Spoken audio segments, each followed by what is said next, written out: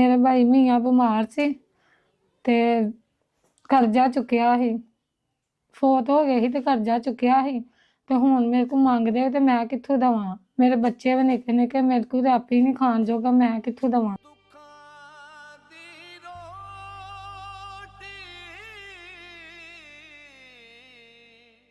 ये परेशानी हाँ जी, ये परेशानी है बस मेरी, है मजबूरी ना, हेल्प करो बस। ਤੇ ਇਹ ਤੁਹਾਡੀ ਜਿਹੜੀ ਲਾਈਟ ਹੈ ਇਹ ਕਿਉਂ ਬੰਦ ਦੇ ਨਾਲੇ ਇਹ ਮੀਟਰ ਲੱਥਾ, ਬਿੱਲ ਨਹੀਂ ਤਰਿਆ ਹੈ।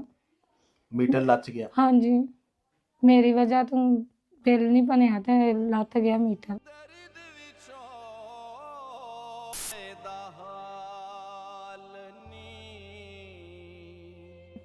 ਮਤਲਬ ਬਿੱਲ ਵੀ ਨਹੀਂ ਮਸਲਨ ਬਣ ਸਕਿਆ ਹਾਂਜੀ, ਤੇ ਮੀਟਰ ਲੱਥ ਗਿਆ। ਬਿੱਲ ਕਿੰਨੀ ਕੋ ਪਰੇਸ਼ਾਨੀ, ਬੜੀ ਜੀ ਪਰੇਸ਼ਾਨੀ ਹੈ, ਕੋਲ ਪੈਸਾ ਵੀ ਨਹੀਂ ਹੈ ਤੇ ਬੱਚੇ ਮੰਗਦੇ ਤੇ ਮੈਂ ਕਿੱਥੋਂ ਦੇਵਾਂ ਪੈਸੇ ਬੱਚਿਆਂ ਨੂੰ।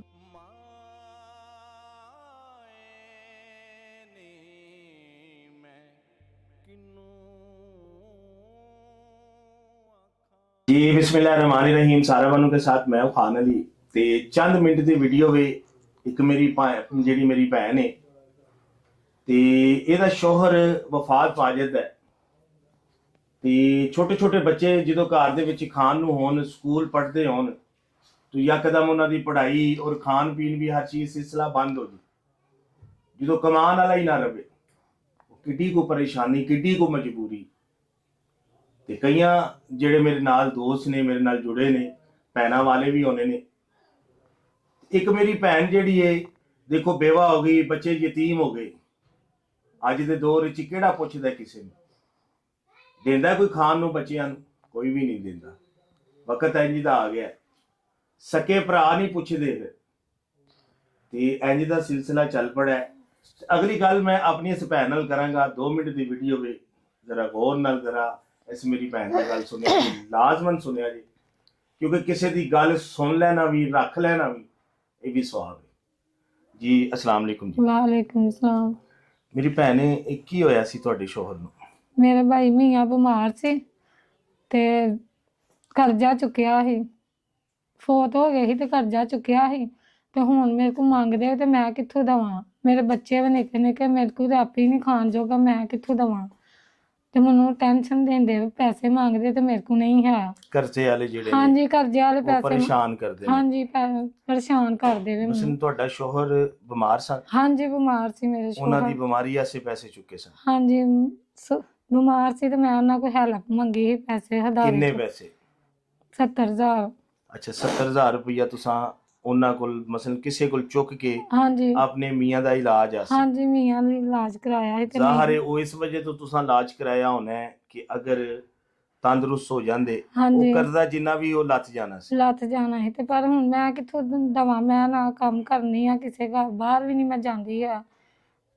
ये परेशानी हाँ जी, ये परेशानी है बस मेरी, है मजबूरी ना, हेल्प करो बस। ते ए तुहाडी जेहड़ी लाइट है ये क्यों बंद है नाले?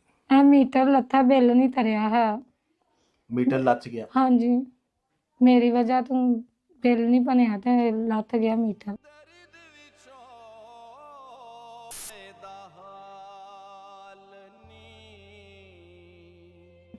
मतलब बिल भी नहीं मसलन बन सकिया? हाँ जी, ਤੇ ਮੀਟਰ ਲੱਥ ਗਿਆ। ਬਿੱਲ किन्नी को परेशानी, बड़ी जी परेशानी है, कोल पैसा भी नहीं है ਤੇ ਬੱਚੇ ਮੰਗਦੇ ਤੇ ਮੈਂ ਕਿੱਥੋਂ ਦੇਵਾਂ ਪੈਸੇ ਬੱਚਿਆਂ ਨੂੰ। बस यार मेरी मजबूरी है बस।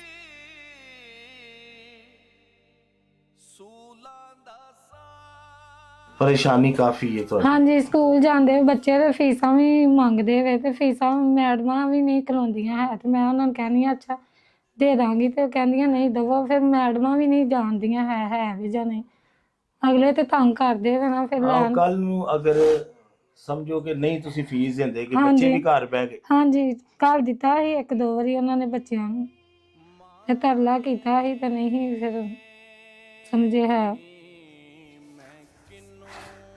की कर सकने असी? है देखो मेरे दोस्त ने, ठीक है, अपनी भैन की गल सुनते होने ने, की तुहाडे असी की कर सकने असी? बस हेल्प करन मेरी, मैं दुआवां ही दवांगी इन्हां नूं।